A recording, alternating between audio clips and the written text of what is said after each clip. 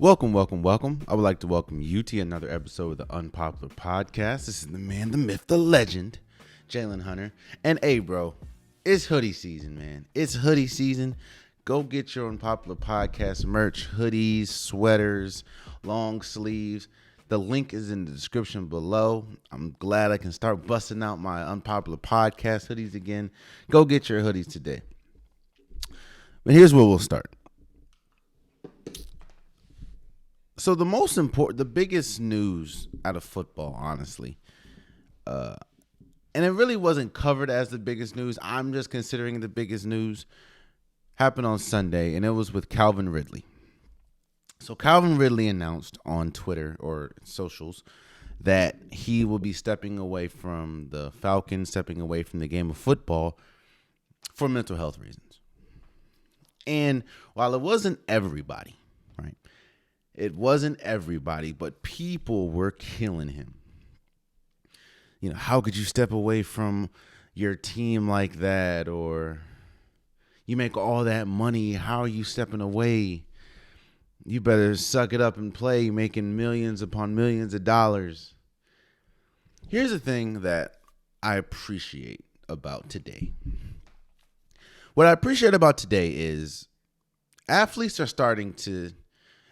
entertainers, anybody of higher stature are starting to take mental health seriously.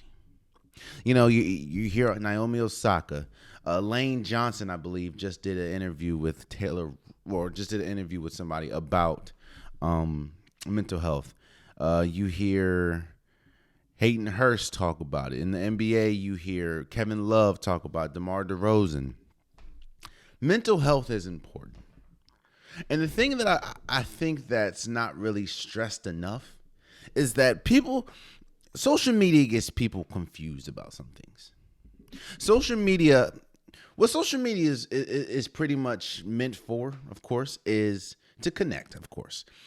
You get a peek into my life, or I give people a peek into my life with social media. Whatever I put on social media, whatever somebody else puts on social media, you get a peek into that person's life. The problem is, though, people think just because I give you a peek, you know that person.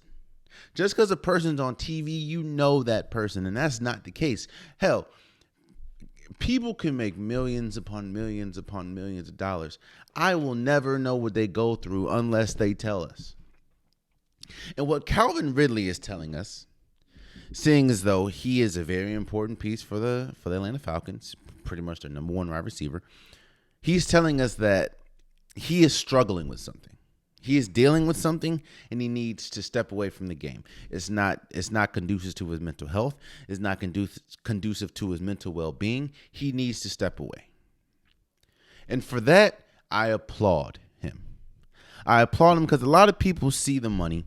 A lot of people see the number one responsibility you have is to make sure that you are okay. I think a lot of people get that confused.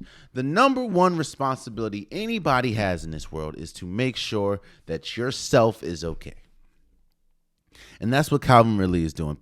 Again, it's not everyone, because I have seen a lot of people come out and support Calvin Ridley, like his team came out and supported him and everything. But the people that's not, you have to understand, we don't know these people. You don't know me. I don't know you. We don't know what Calvin Ridley goes on a daily basis. And quiet as it's kept, once you start making a lot more money, I'm not realizing, but you should know that a lot more problems come people's way, especially when you're living in the limelight.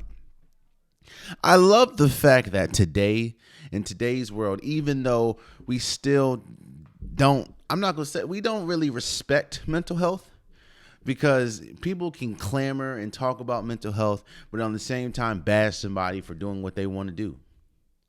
Or bash somebody for having to step away from the game that they love. Do you know how hard it is to step away from a game that you love? Step away from anything that you love? So I'm here for Calvin Ridley. I hope that you go get the help that you need. I hope that whatever you're struggling with, you're able to attack, you're able to overcome. I appreciate the Falcons organization by coming out and saying we support Calvin Ridley. I appreciate his team. I appreciate the people that's coming out in support of Calvin Ridley. Because the thing that people don't understand about mental health is, while it is mental and while, it is yourself, you do need a good support system. And I hope that that's what he has. Again, it's not important about what he's struggling with. It's not important to me. It's not important to anybody else outside of Calvin Ridley and his family. So, I appreciate and I applaud that he was able to take the necessary steps to really attack whatever's going on with him. So moving forward. They say in trades, right? In fact, it's almost, you never really get equal value in a trade.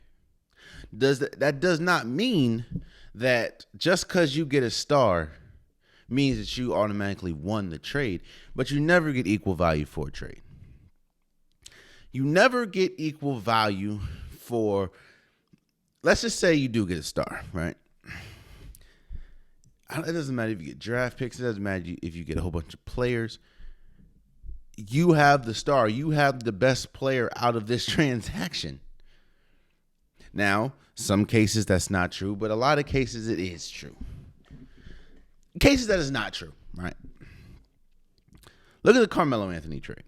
When Carmelo Anthony was traded to New York from Denver, New York had to give up, Gallinari, a whole bunch of players, a whole bunch of picks for Melo. Well, yes, they got Melo, and in the end, they were probably happy with what they got. They had to give up a ransom, and they had to give up so much that once Melo got there, the team wasn't that good. Well, Melo did what he had to do. He had Iman Shumpert. He had Tyson Chandler. He had J.R. Smith. But they gave up so much, they really weren't able to compete at a high, Carmelo did his thing. And in that case, they got what they wanted. They wanted Carmelo. They got Carmelo. But they weren't able to really make some noise in the Eastern Conference because they gave up so much for Melo. Look at the Russell Westbrook trade. Russell Westbrook traded to the Lakers. Washington got Montrezl Harrell, Kuzma, and KCP. Now, on the surface, it's like you're giving away Russell Westbrook. Triple-double king, high energy, one of the 75 best players ever. You're giving up Russell Westbrook. But if you look, Kuzma is averaging a double-double right now. Montrezl Harrell is averaging a double-double right now. KCP is a good 3-and-D player, even though he be making some decisions. I'd be like, bro. But the Wizards are, 5-2 right now? That was not an equal trade. Now, both teams got what they wanted. Washington got a whole bunch of really solid role players.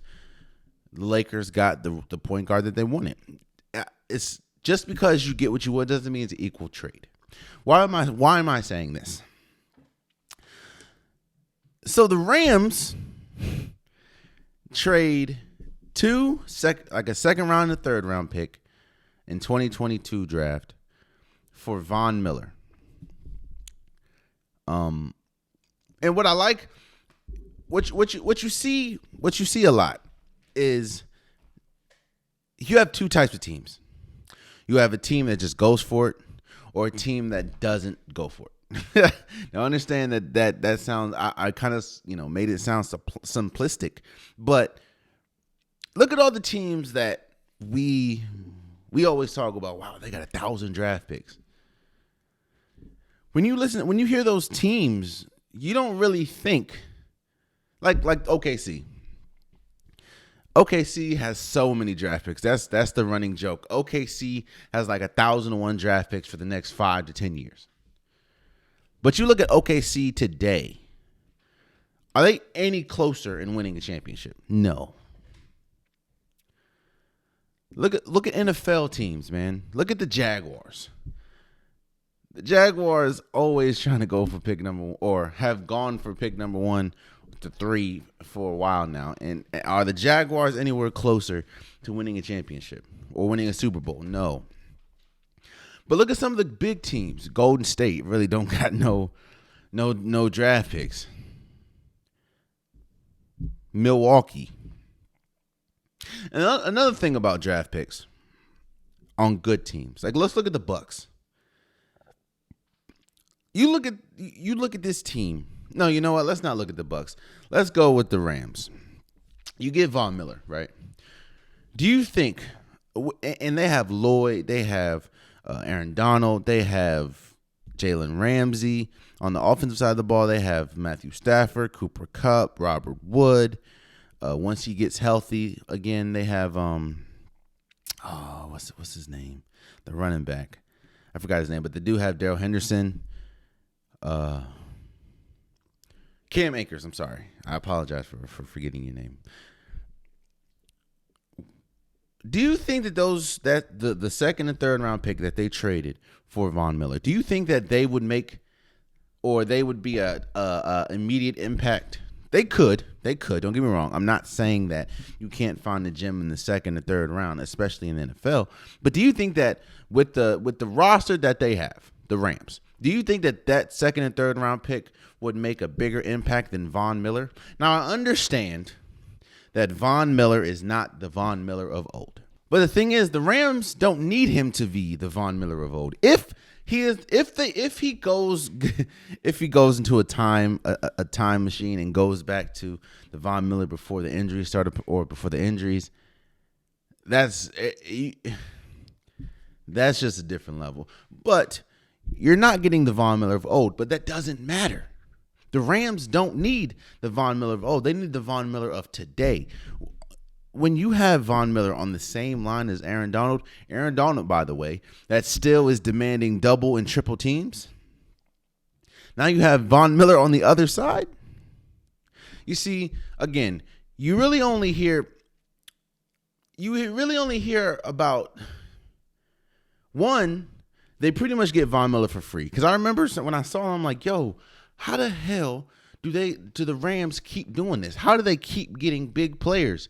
Apparently, with the Broncos are pretty much paying most, if not all, of Von Miller's contract. So you're pretty much getting a player in Von Miller for free if you're the Rams. Good teams always find a way to do this. Good teams know how to manipulate the cap. Good teams know how to get player or make good trades. Good teams are usually aggressive with it. Good teams don't want to rest on their laurels. Good teams don't want to rest on draft picks, because I can already assure you that whatever second or third round pick that the Rams gave up for Von Miller, it's not going to be Von Miller. So what does this trade mean for both sides? Let's start with the Rams.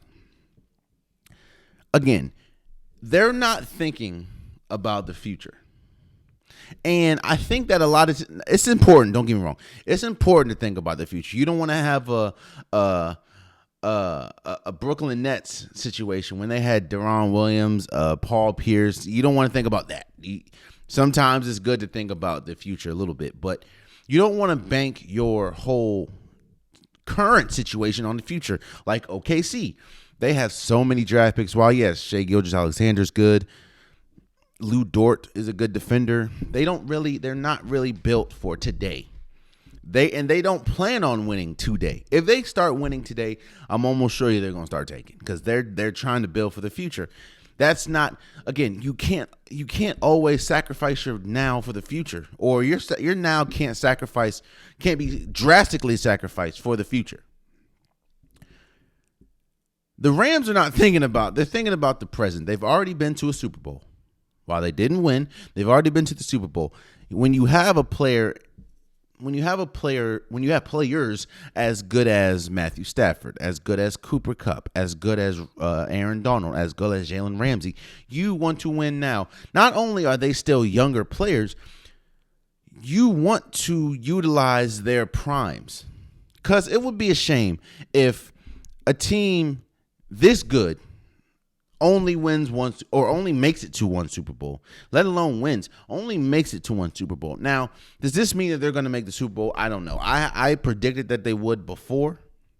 And I think that getting Von Miller is just going to add to that. Because remember, I told you this defense has struggled mightily this year. Aaron Donald has not struggled. Jalen Ramsey has not struggled. Lloyd, to a certain extent, really hasn't struggled. But the defense as a whole just has not been on the right page. They have not been good. And you bring a former Pro Bowler, Super Bowl champion like Von Miller, like that just opens up a whole new degree for this defense. Because now offensive lines have to, while you're like, all right, yo, all we really got to worry about is double teaming or triple teaming Aaron Donald. Now you have Von Miller coming on the other side. I think that this primarily puts them in position to be, right now, I think they are you can kind of rival between them and Green Bay right now. They are pretty much the cream of the crop in the NFC. They're most definitely the best team.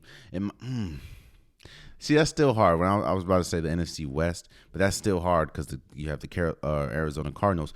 But I do think that this move was made to win a Super Bowl. Now, you did hear them say that they're going to try to re-sign him as Von Miller, but you're seeing a problem. You see the problem with the team, and that is their defense has not really caught up, or the defense has not been good this year. Let me not say caught up. Their defense has not been good this year. So what you're doing is you're bringing in players like Von Miller to attack your biggest weakness. So this is why I think that Sean McVay got Jared Goff, and we'll talk about that in a second. Sean McVay got Jared Goff to a Super Bowl. Now, what do you think he's going to – now you have Matthew Stafford. Now you have Von Miller. Now you have Aaron Donald. Like, this was a big trade for the Rams. And for the Broncos, I kind of understand. It's not kind of – I understand. The Broncos' problem isn't defense, it's offense. They don't have an explosive offense. Even though you have explosive players like Judy, like Courtland Sutton – like Melvin Gordon, you don't have a quarterback. You don't really have an explosive offense. While your defense is still good, even without Von Miller, your defense is still good. Well, no, it's not as good without Von Miller than it would be with Von Miller. But you still have a good defense. And the Broncos is a team that thinks, all right, well, we're not winning a championship or we're not winning a Super Bowl. Let's just and Von Miller, while he's expensive, because right now, I think the Rams with Von Miller, with Jalen Ramsey, with Aaron Donald have 3 of the top 10 most expensive defensive players on one team. Yet again, the Broncos are still paying the Von Miller ticket, but the Broncos are thinking, well, we're not that good with Von Miller, and that's no indictment to Von Miller. It's just they're not that good. Let's see what we can get. The draft picks in the NFL is a lot more coveted than draft picks in the NBA, because in the NBA, outside maybe the top 3 or 4, there's only a couple. Like you're not really going to get a lot of Draymond Greens. You're not going to get a lot of Giannis's. People that kind of hit late in the draft. So in the NFL, it's different. You can get it. Hell, I know it's an anomaly, but you can get a Tom Brady in a 6th round pick. You can get players in 2nd, 3rd, 4th round picks. So I understand both ways. Von Miller was getting expensive, even though they're still paying the ticket. Von Miller was expensive, and you're not winning with him, even though they did just win against Washington. You're not winning with him, really, or you're not anywhere closer to a Super Bowl. You need a quarterback, and that is sort of an indictment to Teddy Bridgewater. So I understand both sides. The Rams are win now mode, and they're going to try to re-sign Von Miller, but they're trying to win now. When you have the pieces that they have, when you make the moves that they have, trading a quarterback that you got in the top 3, or was it? I think there was a number one and number 2 overall pick. You trade him to get Matthew Stafford. Matthew Stafford to me is an incredible upgrade. Even you look at what we're seeing from Matthew Stafford right now, and look at what we're seeing from Jared Goff. It's a huge difference. You you re-up on Jalen Ramsey. You sell Aaron Donald. I understand why you would want to go for it now and should go for it now. I'm not saying don't. Like, you should go for it now. And that's what they're doing with this Von Miller trade. And the Broncos, I don't think they see themselves anywhere closer to a Super Bowl with Von Miller and without. So it's just like, all right, our defense is still good without Von Miller. No indictment to Von Miller. Let's try to work. Let's try to get some draft picks in. Let's see if we can make some trades to get some offensive players in, as far as maybe a quarterback. Because you're not going to get unless you go get like Cam Newton. You're not really going to get a quarterback now. So let's see what that second and third round pick matriculates into as far as the Broncos. So, but that's the Von Miller trade, man. That's the Von Miller trade. Moving forward, man, injuries hit hard on week 8, man. Injuries hit hard. Let's start with the biggest one. And I'm not going to say biggest one as far as, one injury is bigger than the other. No. I take, everybody's body different. Injuries are big. So I'm not minimizing one injury to increase another. I'm just going to talk about one first. But let's talk about the Derrick Henry injury. So Derrick Henry has a foot injury. I think it's a Jones fracture, I believe. The initial report says he's probably going to miss the remainder of the season. He had successive surgery. Now it's come out saying that he's going to miss 6 to 10 weeks. 6 is very early. 10 is, so they're probably around maybe 8 or 9. Meaning that he could come around toward the end of the season, but there's only 17 weeks in the season. We're on week 8. That means if he does come back, more than likely it'll be probably either the last game until the playoffs or the playoffs. Derrick Henry's injury is seismic for the Titans. Now, yes, you have reports saying they did bring in Adrian Peterson. I think Adrian Peterson is definitely going to be he'll be good. I know you don't have to. I know. Here's the thing. I love Adrian Peterson, man. Adrian Peterson will go down as one of the greatest running backs we've ever seen. Adrian Peterson has the numbers. He has the cachet. I understand that. I get it. But a lot of people, every time people start talking about Adrian Peterson, all we talk about is with the Minnesota Vikings. Don't get me wrong, very good. One of the greatest running backs to ever play. And I'm not here minimizing. Adrian Peterson. Do not hear me think. Do not watch me. Listen to me. Subscribe to the YouTube channel. Subscribe to any DSP that you're listening to, by the way. Do not hear me say that Adrian Peterson's career is garbage. I'm not saying that.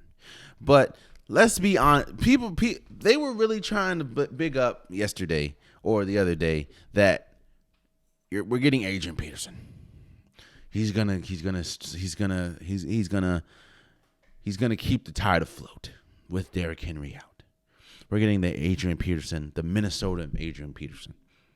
The Minnesota, bro, we haven't seen the Minnesota Adrian Peterson since 2015-16. What are you talking about?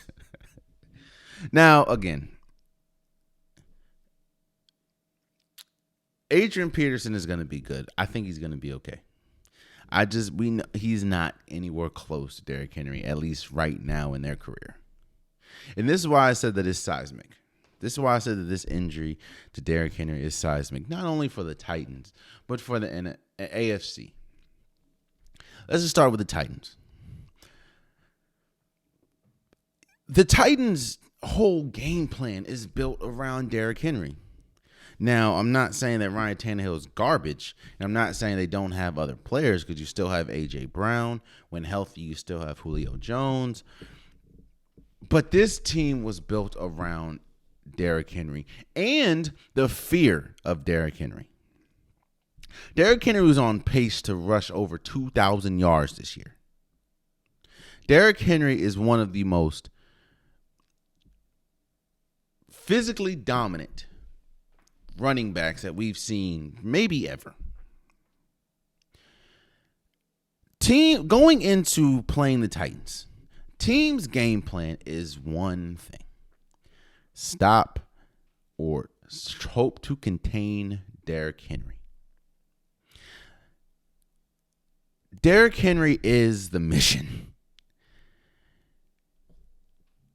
And now that cog is gone, at least for 6 to 10 weeks, and yes, you still have Adrian Peterson, but there's a reason why they were able to get Adrian Peterson. Adrian Peterson was at home chilling. I'm not saying, and that's no disrespect to Adrian Peterson, but it's true. If Adrian Peterson was still this great of a player, Adrian Peterson would be on the team. They were able to get him because he was at home chilling. While yes, he had some productive plays for the Detroit Lions last year, he wasn't good enough to stay on a roster, by the way, that is 0-8. He had some productive moments for the Washington football team. He really didn't have many productive moments for the Saints. So it's seismic for the Titans because now you don't have that. Now teams can scheme you. Teams don't really have to worry about the run like that. That was the biggest calling card for the Titans. Stop the run, meaning that now you have one-on-ones and you have more opportunities for A.J. Brown. Now you have more one-on-ones and more opportunities for Julio Jones because teams are always crowd the box. Teams' biggest game plan is to stop Derrick Henry. And even if Derrick Henry, those games where Derrick Henry might have 100 rushing yards or 85 rushing yards, he still had a very productive and positive game because he was able to dictate the defense. He was able to say, all right, we are going, I'm going to, the fear that Derrick Henry can bust out a 70-yard or an 80-yard run is the reason why teams are never going to let up on the trying to stop the run from Derrick Henry. So again, it allows, Ryan Tannehill, it allows AJ Brown, it allows Julio Jones to get open a lot more or allow Ryan Tannehill to get those players open. You don't have that safety net anymore. Derrick Henry was probably one of the biggest safety nets in the AFC. And now he's gone, which kind of brings over to what happens with the AFC. The Titans right now, I think, are leading in the AFC.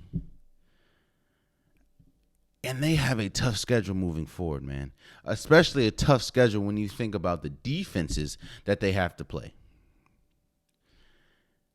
It's going to be tough sledding because, again, this team is built around Derrick Henry. It's built around the run game. And if you don't have the run game, it's like think about it. Let me go to it.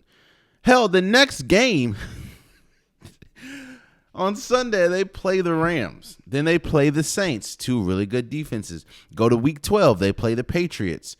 Go to week 15, they play the Steelers. Week 16, the 49ers. Like that's tough. All really good defenses. So that's huge for the Tennessee Titans. I'm not saying that they're 6-2 right now. And again, Derrick Henry can come back from 6 to 10 weeks. Excuse me. I know they're saying that 6 weeks is early, but you don't know a person's body. Hell, Derrick Henry is pretty much like a freak. So hell, look at Kevin Durant. Kevin Durant ruptures, and I know they're completely different injuries, don't get me wrong. But all we heard was Kevin Durant ruptures his Achilles. He's not going to come back the same. He's not going to be that good. Or I'm not going to say he's not going to be that good, but he's not going to come back the same. Kevin Durant, the dominant Kevin Durant, one of the best players in the league, one of the best players in the world, Kevin Durant. Kevin Durant comes back. He looks like he's playing better. In fact, he is playing better than he did before the Achilles rupture. So you never know a player. You never know the body. I hope that Derrick Henry comes back better than ever. And if it is in 6 weeks, if it's 7, 8 weeks, I just hope, a person that big, that strong, that fast, a foot is very important. So, and it's big for the AFC because, again, man, right now the Titans are, I think, leading the AFC. So what happened now that you give room for other teams, man? So, like, you give room for a team like the Bills to come up, a team like the Chargers, maybe, not saying to lead, but you give room for teams like, we'll talk about the Chiefs in a minute, but you give room for the Bengals, even though we'll talk about them in a minute too. So it's unfortunate, and it's unfortunate, but damn, it's unfortunate. And I hope for a speedy recovery for Derrick Henry. Another huge injury was Jameis Winston. Jameis Winston tears his ACL on Sunday, and he's out for the season. This is big. This is huge for the Saints because the Saints, their other quarterback or their backup quarterback, Taysom Hill, is already out as well. So now they are saying that he's possible to come back on Sunday, but Taysom Hill is not a quarterback. He is a Swiss Army knife. He's able to do a lot of things. But if you think that he is going to he's not the throw. He's not the thrower of the football that Jameis Winston is. And it's unfortunate because, Jameis Winston was getting better, and him being out definitely darts. Because, Trevor Siemian, I think they have Trevor Siemian did, come big against Tom Brady in the Bucs, and we'll talk about that in a second as well. But I don't think that, as we've seen when he was with the Broncos, I don't think Trevor Siemian is the piece. I don't think Taysom Hill, when he's back, is the piece. So I think that this is huge. This is huge for the Saints. Not to mention, again, you already have Michael Thomas out. Now they are saying that he could come back in a couple weeks, but you already have Michael Thomas out, and this is a team that's already struggling, and I'm not gonna say struggling, already trying to find their balance. So not having Jameis Winston, your quarterback, is huge. And I don't know what it is, man. The Saints have already come out and said that they're not going to try to go get Cam Newton. Like, what is going on? There has to be something that I don't know, or that the watching public does not know about Cam. Because you've seen Washington, and we'll talk about them when we do the Week 8 breakdown. We've seen Washington; they've struggled, and he has a former relationship with Ron Rivera. You've seen the Jets, you've seen the Saints, you've seen the Houston Texans. All these teams could use a quarterback, and not even need a quarterback. And almost every one of those teams have come out and said, yeah, we're going to pass on Cam. I understand that Cam Newton, he's different. I understand that, he's not just one of those plug and play people. Like, you're going to have to build the offense around him. And I understand that that's hard to do in Week 8. I get that. I'm not naive in thinking that. But when your starting quarterback goes out, i.e. Washington, i.e. the Saints, i.e. the Houston Texans, i.e. the Jets, hell, or your starting quarterback isn't really up to par, i.e. the Broncos, why would you not entertain that? It doesn't, I don't know. But I do hope, back to Jameis Winston, I do hope that he has his, he comes back healthier than ever. Jameis Winston was having a decent season. Let me just say that. He was having a good season, and he was, a team that was 4-3, I believe now. A team that's 5-2. I apologize.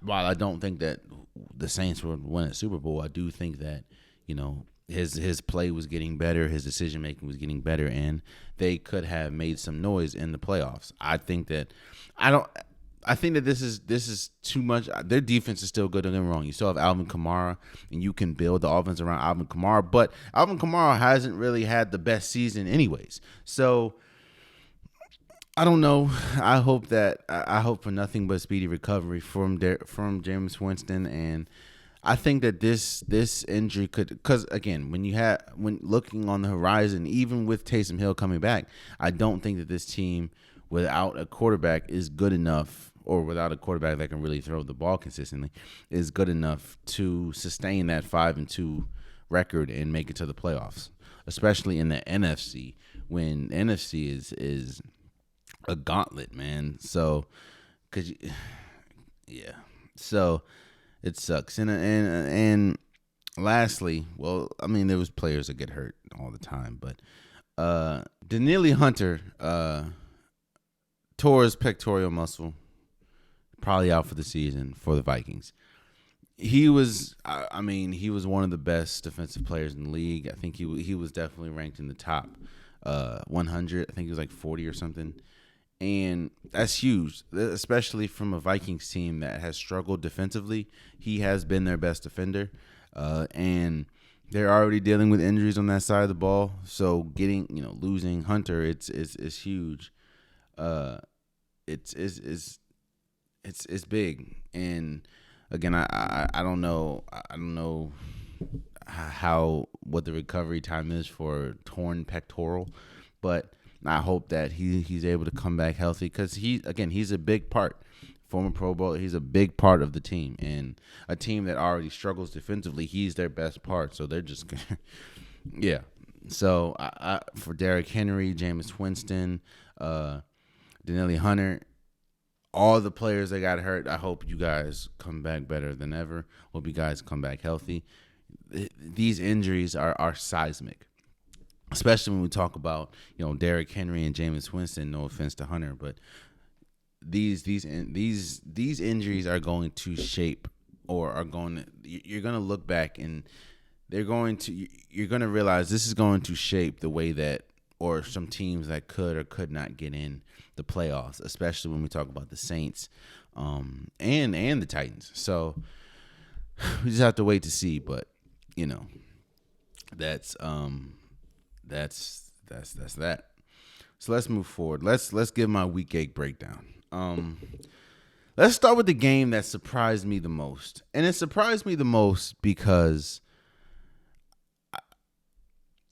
going in, I didn't think all right. The game that surprised me the most was the Jets beat the Bengals 31-34. Or 34-31, I apologize. The reason why this surprised me the most is because the Bengals, I think that this was a trap game. It was a trap game because, and I'm not saying that doesn't absolve what the Bengals did, but it's a trap game because you just beat the team that was the top of the AFC, and you destroyed the Ravens. I think they were probably looking past this game because it's like, this is the Jets. I mean, the Jets are 1-5 or 1-6, 1-5. Like, you're looking past the Jets. It is what it is. What I did not expect, though, is you're still there. Like, you still have to play the game. I didn't expect, like, nobody really looked good. Joe Burrow, 21 for 34, 259 yards, even though he did have 3 touchdowns. He had an interception. Jamar Chase didn't really look that good. Nobody looked that good. The defense, their defense. Now, one thing that I think that we're forgetting is we're seeing the success that the Bengals are having. And, like I said, they're beating quality teams. They beat the Steelers. They beat the Ravens. This team is still sort of in a rebuild. I'm not saying they're in a complete rebuild. They're not the Jags. But this team is still sort of in a rebuild. So they're not going to have it all together. Now, that's not absolving what happened, because I mean, you beat the hell out of the Lions. That really shows you how bad the Lions are, honestly. But you beat the hell out of the Lions. I'm just thinking this is another one of them teams you just walk over. And I think they thought that too. And shouts out to Mike White, man. That's another. I was surprised because Zach Wilson, and I'm not saying Zach Wilson's a world beater, but Zach Wilson was out. So I'm thinking, all right, Their starting quarterback is out. You're bringing this and no offense to him, but you're bringing this no name. Who the hell is Mike White? And Mike White comes in, has 2 interceptions, by the way. But Mike White comes in, 37 for 45, 405 yards. That man looked at the Bengals defense and said, "Oh, okay, today is my day." Like, that's crazy, man.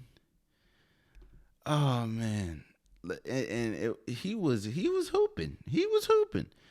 Michael Carter, 95 receiving yards. Jamison Crowder, 84. Eli, man, shouts out to the Jets, man.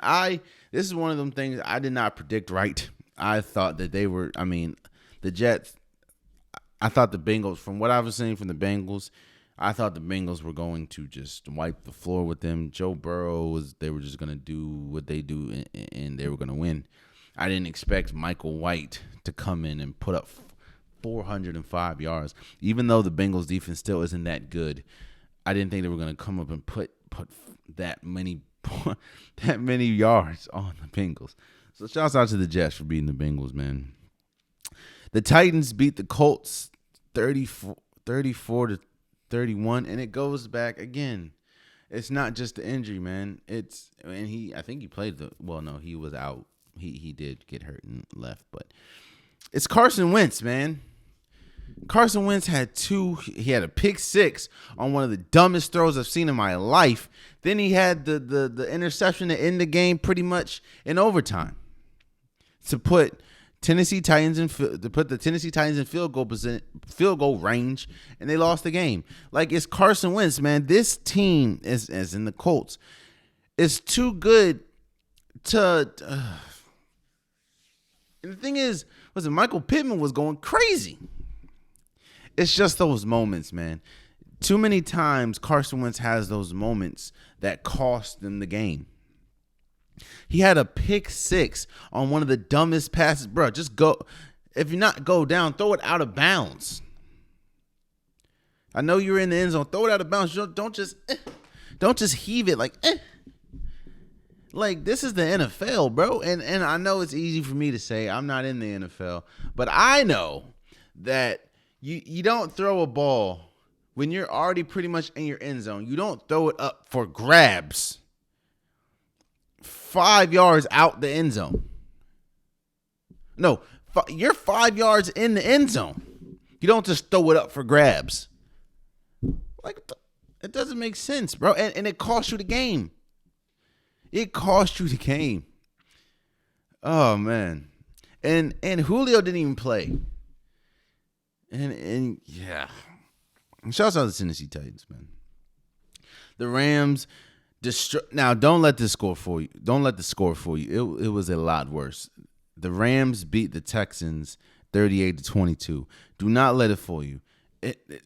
All them 22 points that the Houston Texans got were in garbage time. Like, the Texans are garbage. I mean, you trade away Mark Ingram. I think he goes back to the Saints. Talking about you want to build a team around Brandon Cooks. The Rams did what they were supposed to do. Like, they destroyed this team. It was not even close. Again, don't let that score fool you. I know it's still a 16-point game, but it's a lot worse than that. So, yeah. Don't. The Texans suck. The Rams. Cooper Kupp was humming. Matthew Stafford was firing on all cylinders. Man, Shouts out to the Rams for beating the Texans. A big game this week. Probably one of the biggest games, honestly, was the Steelers against the Browns. The Steelers beat the Browns 15-10. Now, I don't know how the hell the Steelers are doing it. I do know how they're doing it. I just don't understand how they're doing it in 2021. The Steelers can't throw the ball, really. Like, at least downfield. They run an old style offense. As far as, you have You have Najee Harris. I apologize. Give him the ball. Take us home. Maybe throw. And even though they have really good threats, you have Johnson, you have You have Eric Ebron. You have Claypool. Just give it to Najee Harris because they understand that Big Ben doesn't really have the arm strength to carry you offensively, and their defense is still crazy. So, but this was a big game for Baker Mayfield. And we talked about this before, but this was a big game for Baker Mayfield. Now, it's not all Baker Mayfield's fault. Jarvis Landry, he dropped two big passes and had a fumble. So those are 3 huge plays. I don't know what the hell it is, man. I don't know why their connection is so horrible, but Odell Beckham Jr. only had 2 targets. Caught one. Other one was kind of high. But this was a big game for Baker Mayfield. This was a big game for Baker Mayfield because this is a divisional rival. Case Keenum went out last game and balled out. You're coming back from injury. And this, like I said, you don't want to give critics, you don't want to give scouts, you don't want to give critics ammunition. And I mean by that is, they were going to say, which they did, wait, Case Keenum just won. And Case Keenum put up sort of identical numbers than Baker Mayfield. So when Baker Mayfield comes back and they lose, now questions start to spiral. Like, that's not what you want to do. Especially when you weren't that good. Now, I understand that you have a torn labrum. But yeah, I don't know what's going to happen moving forward. I'm not saying that they're just going to let Baker Mayfield go or trade him or anything, but I do think that this was a big loss. I mean, again, this team, the Browns, that have the pieces that they have, should not be 4-4. I'm not all putting it on Baker Mayfield, but this team should not be 4-4. This team should be a lot better than 4-4. So, yeah, I don't know what it is, man. I don't know what it is. I don't know if it's the offense. I don't know. I do think that they need to trade. Now, I'm shooting this before the trade deadline. They do need to trade Odell Beckham Jr. Not saying that he's a problem, but the connection with him and Baker Mayfield is off. At least get something for Odell because he's not a positive for your team right now. It's just something with their connection, Baker Mayfield and Odell Beckham, but I understand he's not the Odell Beckham of old due to injury. Like, he is a step slower, but even a step slower, he's still an incredible wide receiver. It's just you don't give him, he doesn't really get the ball. So he just needs to go, man. And the Browns shouldn't. Hell, there was people putting the Browns in the Super Bowl. There was, with the moves that they made this offseason, there were people putting the Browns in the Super Bowl. There were people putting the Browns at minimum in the AFC Championship. And this team is now sitting at 4-4. And it's not just Baker, but Baker does have a part to play in that. The defense does. I mean, Myles Garrett is doing all this Halloween stuff, bruh. And Myles Garrett hasn't been bad. Don't get me wrong, but he hasn't been game changing. This team is 4-4. And again, I said it before. Yet another team that what's his name? That's crazy that I forgot the man's name. Another team that thought Jadeveon Clowney was going to come and be a game changer, and he has not been. I completely, he hasn't really done nothing. So, yeah, man. The Eagles, I'm starting to look at Sean McVay like he might be the best. He might be the best coach in the league. And that's even with a league. That's a league that has Bill Belichick, Pete Carroll, and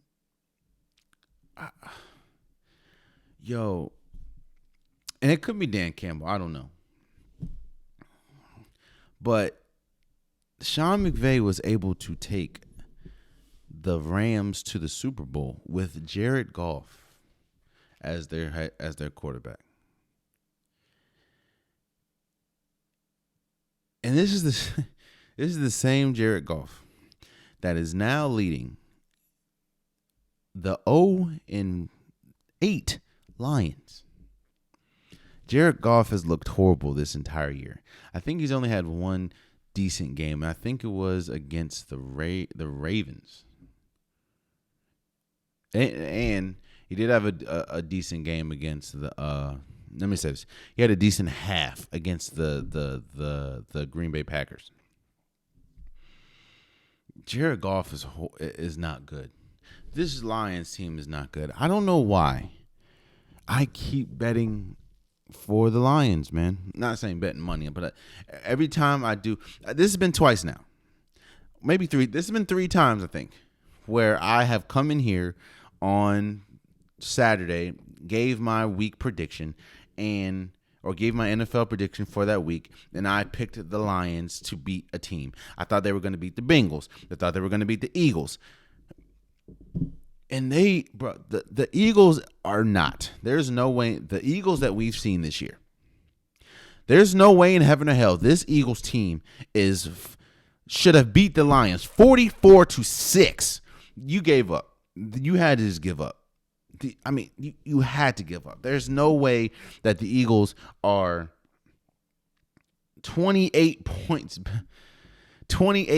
better than the Lions. The Eagles.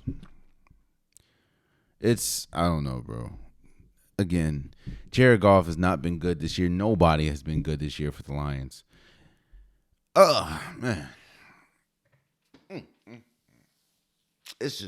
Man. The Lions are so bad. The Lions may go 17. Because the teams that I thought that you had a chance to beat, the Bengals that just lost to the Jets, the Eagles, you're getting destroyed by these teams. And even teams that you're not supposed to beat, that you're in the game, like the Ravens, like the Packers. You lose. The Ravens, you lost because Lamar Jackson completed with a fourth and 19, and Justin Tucker kicked the longest kick in NFL history. You were in the game against the Packers at half, and then second half, Aaron Rodgers said, "All right, let me stop playing with these kids." Lions suck, bro. Lions garbage. The 49ers beat the Bears 33-22. Jimmy G had a good game. He rushed for 2 touchdowns, had like 300-something yards, man. Justin Fields played better than he did a week before, but he still didn't play that great. And the defense kind of gave this one up. Justin Fields did have a really good run, probably one of the best runs of the year, as in for the end zone. But the Bears are 3-5, and the Bears have played to be 3-5. Again, Justin Fields did not play as bad as he did last week against the Bucs, but he didn't really have them spectacular moments outside of one, and the defense folded, and Jimmy G had a good game. So, shouts out to the 49ers. The Panthers beat the Falcons 19-13. This really wasn't a spectacular game, and the Panthers really aren't that good without Christian McCaffrey. And I have come around to the error of my ways. I don't know if Sam Darnold is really it. Now, he did leave with a concussion, so I hope that he gets back healthy. But the Panthers, you beat a Falcons team that's defense is horrible. And the Panthers have a really good defense. Don't get me wrong. The Panthers have a really good defense. It's just, Christian McCaffrey's out. And that's another big proponent of why they were 3-0 is because of Christian McCaffrey. Not saying that he was a world beater or anything, but he was their best player till he got hurt. I think he got hurt maybe game 2 or 3.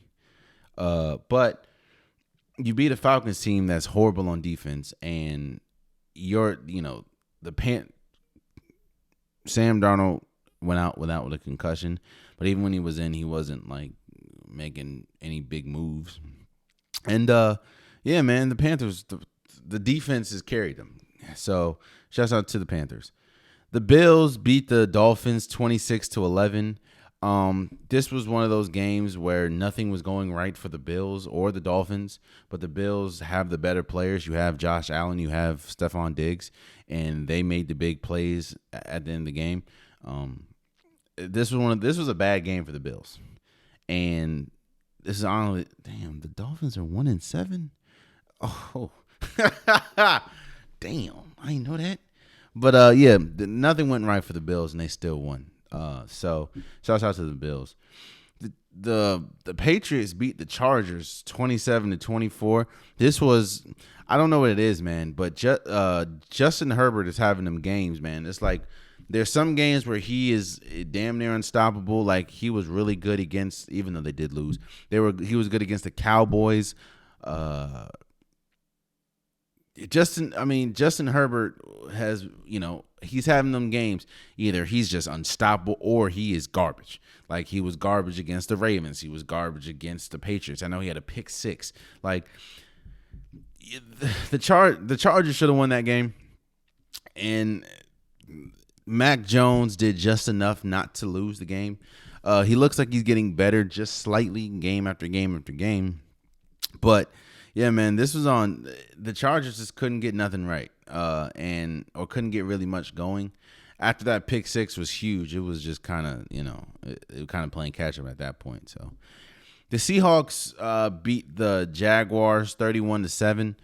The Seahawks finally got off their winning or their losing skid. Don't think that this changed anything. I mean, it's still Geno Smith, and they only play the Jaguars. It's 1-6 right now. But DK had a good touchdown, So, yeah. The Broncos beat the Washington football team 17-10. You're going to hear it today. I'm not going to waste my time on really going in depth. Now, if I mess up my plea, then hey, it is what it is. I'm not going to continue to waste my time talking about the Washington football team. Because we know the problems that, you know what? I'm going to say it. Just forget what I just said. I'm going to say it. At what point do we have to start looking at Ron Rivera? I understand what he went through with cancer. I understand the moxie that he has. But at what point do we start looking at Ron Rivera and that coaching staff?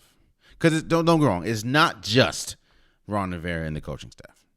But at what point do we start looking at them and really have to start questioning what we're seeing?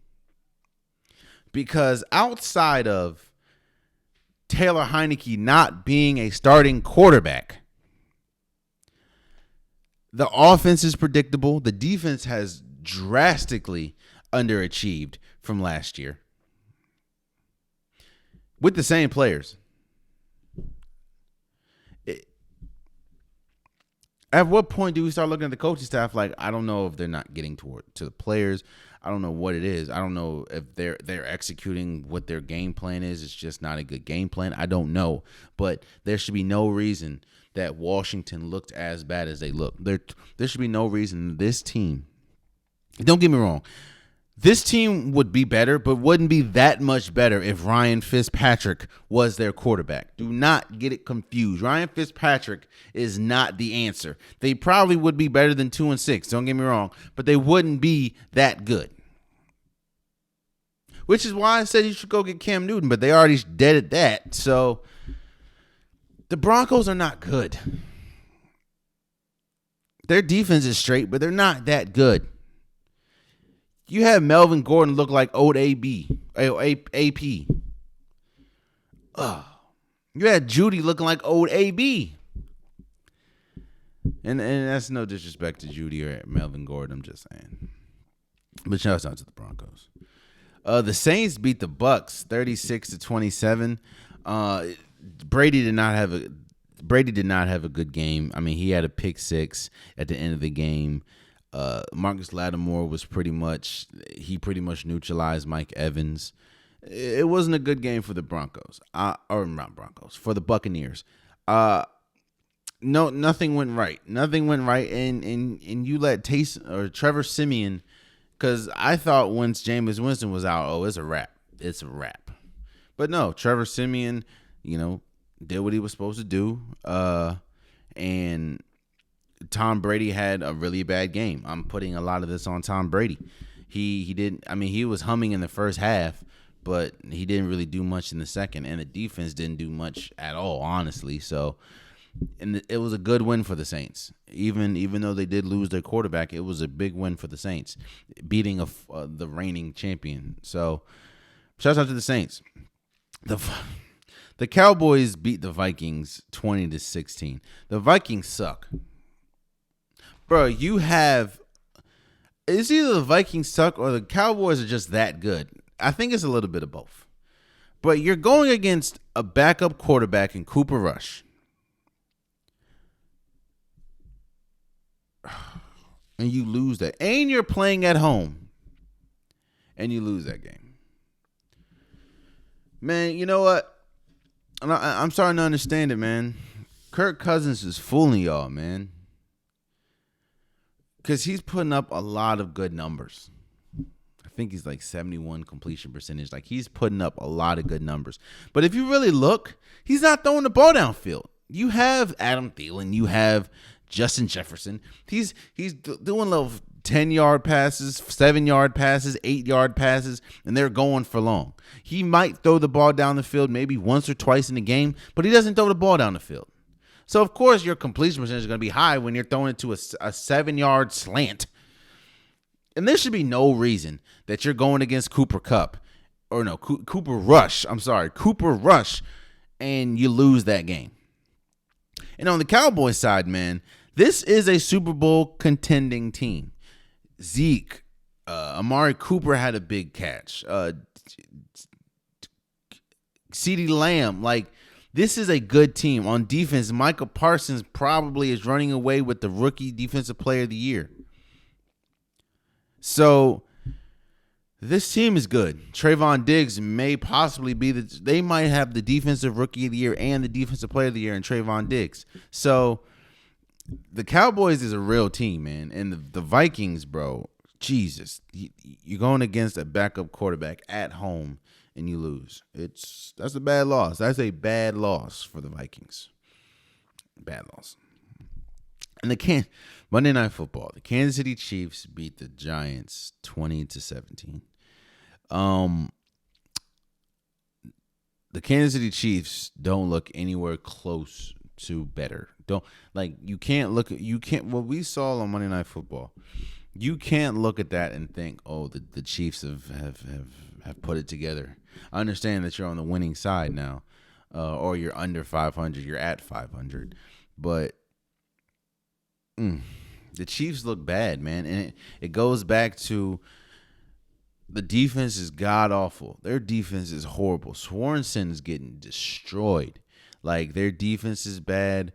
Patrick Mahomes is overdoing it.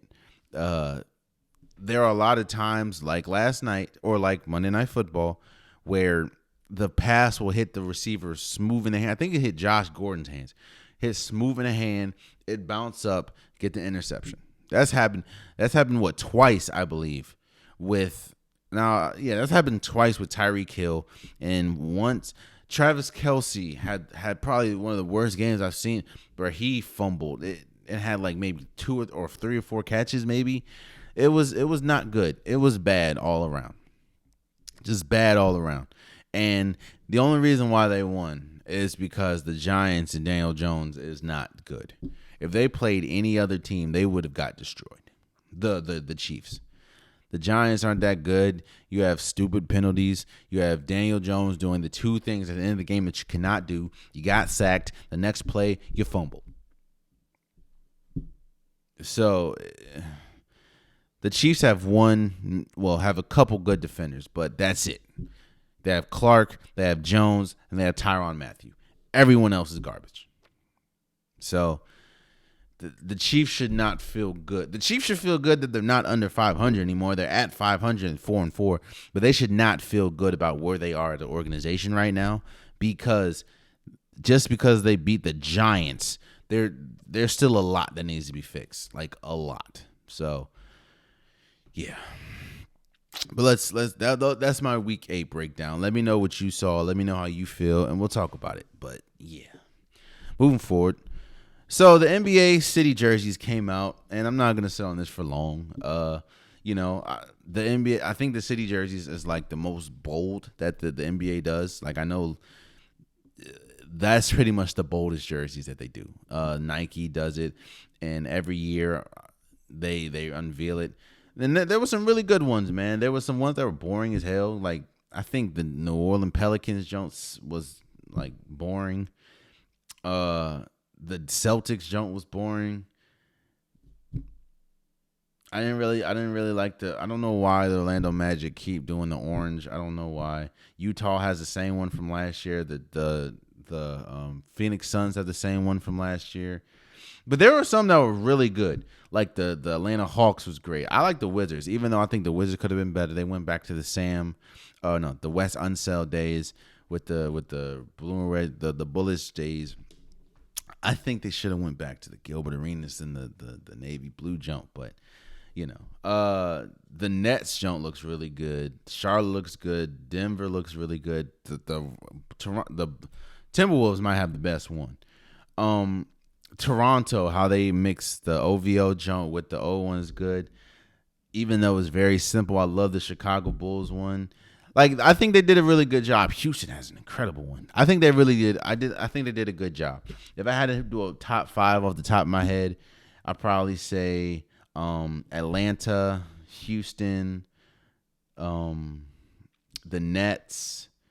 I'll probably say the Bucks, and I might go with either the Sixers or the Bulls. I'm gonna go with the Sixers. I like that jump, the little old fashioned. I like it. Though, but hey, let me know what your favorites are. So, and there you have it. That's been today's episode of the Unpopular Podcast. Again, man, it's getting cold out there, man. It's getting cold. The weather is starting to get low. So go get your Unpopular Podcast hoodie, sweatshirt, long sleeve, joggers. The link is in the description below. I have multiple different colors, multiple different designs. Again, it is getting cold. So get your Unpopular. The hoodies are very comfortable. Go get your Unpopular Podcast merch. Also, please subscribe to the YouTube channel. Please subscribe wherever you're listening. Like, share. Tell a friend to tell a friend to tell a friend. I'm trying to reach 1,000 subscribers on YouTube. And I'm just trying to grow. You know what I mean? I'm trying to grow and expand. So please join the team. But I appreciate you guys. I love you guys. And until next time, much love.